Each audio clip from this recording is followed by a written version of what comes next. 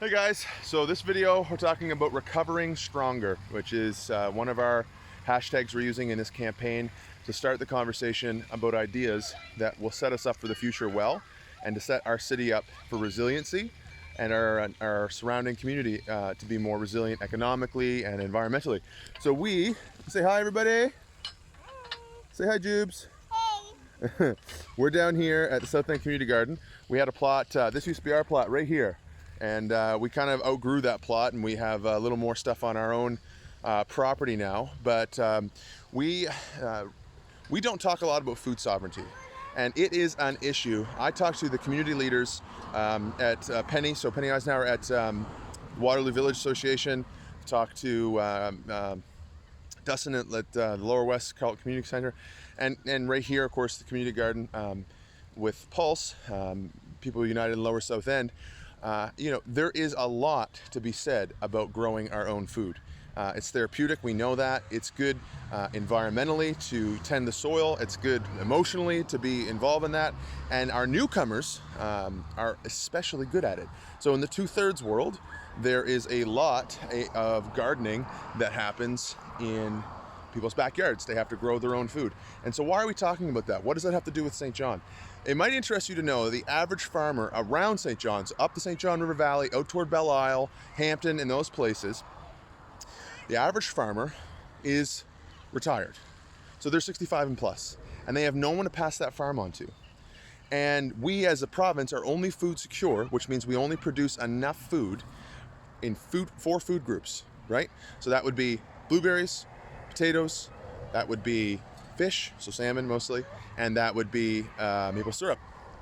And it is one of those things that we have walked down the aisle during COVID-19 and seen what these fragile supply chains do. We've seen when there's no flour. We've seen when broccoli skyrockets and goes up $9.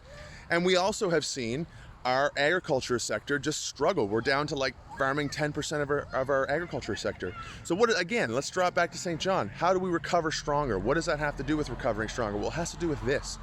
We have talented people right here in this community garden that are growing food very well, tending their garden, and given enough capacity, they could be strong agricultural producers for our city.